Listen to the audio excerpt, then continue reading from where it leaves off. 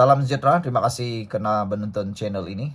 Sekali lagi, wajah sebenar PAS timbul.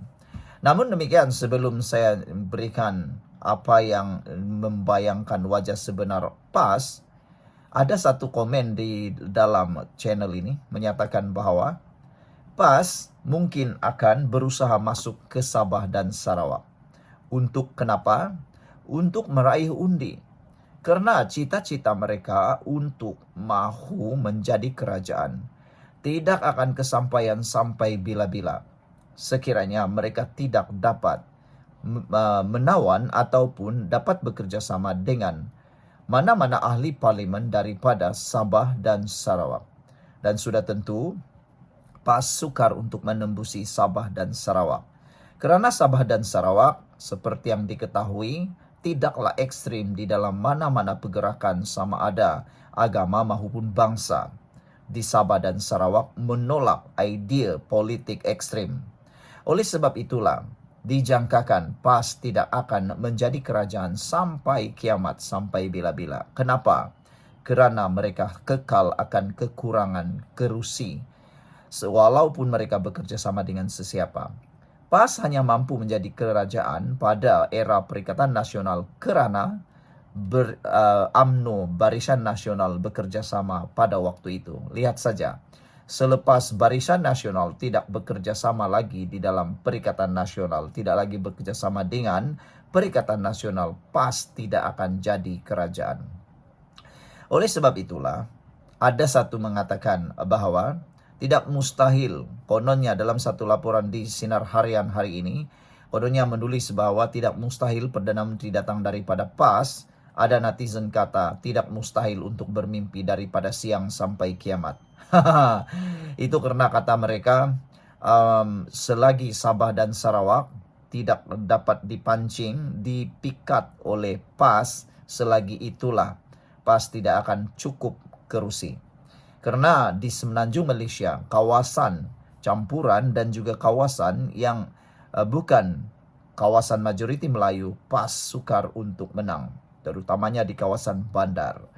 Karena sikap PAS yang terlalu ekstrim dalam politik, itulah yang menyebabkan ramai yang tidak suka, ramai yang tidak menyokong PAS. Hari ini sekali lagi dinyatakan PAS banyak main wayang. Tak munasabah desak Perdana Menteri letak jawatan, kata Aminul Huda. Amanat Johor menyifatkan desakan supaya Perdana Menteri Datuk Seri Anwar Ibrahim meletakkan jawatan adalah perkara yang paling tidak munasabah di muka bumi. Pengerusinya, Aminul Huda Hassan berkata, beliau mengikut rapat kes ini dan melihat tidak ada keperluan untuk Anwar meletakkan jawatan atas alasan isu addendum. Jika disemak semula, kata beliau, perbicaraan Datuk Seri Najib Razak dan hukuman dijatuhkan dibuat sewaktu PAS menjadi sebahagian daripada Kerajaan Perikatan Nasional.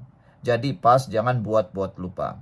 Persoalannya mengapa PAS membisu 1000 bahasa tanpa memberikan sebarang cadangan pengampunan diraja terhadap Najib pada ketika itu pula. Mengapa ia dihebohkan selepas PAS jadi pembangkang sekarang ini pula? Beliau menasihatkan agar PAS tidak sesekali cuba mengelirukan rakyat dengan membuat desakan seolah-olah Anwar yang bersalah dalam kes bekas Perdana Menteri itu. Kata ahli Parlimen Seri Gading itu, seharusnya PAS atau Perikatan Nasional PN mendesak Perdana Menteri ketika itu, iaitu Datuk Seri Ismail Sabri Yaakob, untuk melepaskan jawatan kerana tidak mengambil berat serta tidak bersungguh dalam mendapatkan pengampunan untuk Najib. Beliau menyifatkan perjuangan PAS hanya wayang dan sandiwara. PAS sengaja memainkan isu addendum untuk memburukkan kerajaan perpaduan selepas berbagai usaha mereka untuk menjatuhkan kerajaan ini gagal dan hanya demi mencapai cita-cita politik murahan mereka sahaja. Amanat Johor akan terus menyokong kepimpinan Datuk Seri Anwar Ibrahim serta mahu beliau untuk terus kekal memimpin negara ini dan menolak segala anasir atau suara-suara sumbang yang datangnya dari lawan beliau. Sekian dulu untuk kali ini. Jangan lupa tinggalkan komen Anda. Salam sejahtera. Terima kasih karena bersama dengan saya di Nazilin Unity Channel. Letak jawatan Muhammad Rais menjadi tanda tanya besar sejauh mana Parti Bersatu masih mampu bertahan khususnya di wilayah persekutuan. Hari ini, satu tanda tanya besar mulai timbul. Adakah Parti Bersatu di wilayah persekutuan akan bubar pada bila-bila masa? Dan berapakah ahli Parti Bersatu yang turut keluar kecewa dengan tindakan daripada Parti Perikatan Nasional, PAS dan Sebilangan Bersatu menyertai Solidariti Najib?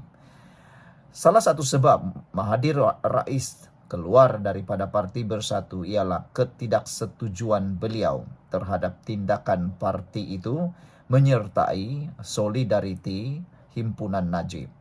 Oleh sebab itulah, tidak mustahil akan ada berduyun-duyun yang akan menyertai keluar daripada Parti Bersatu itu selepas Mahathir Rais keluar daripada Parti Bersatu dan Perikatan Nasional. Namun demikian, hari ini satu kenyataan telah dinyatakan, sama ada benar atau tidak kita pun tak tahu. Kita tunggulah, sama ada ianya betul, bergantung kepada masa dan waktu sahaja. Menurut laporan di FMT, tak ada ahli ikut Mahathir Rais, kata pemimpin Bersatu Wilayah Persekutuan. Mahathir Rais keluar Bersatu yang sebelum ini lantang mengkritik pembabitan Parti Bersatu pada Himpunan Solidariti Najib Razak.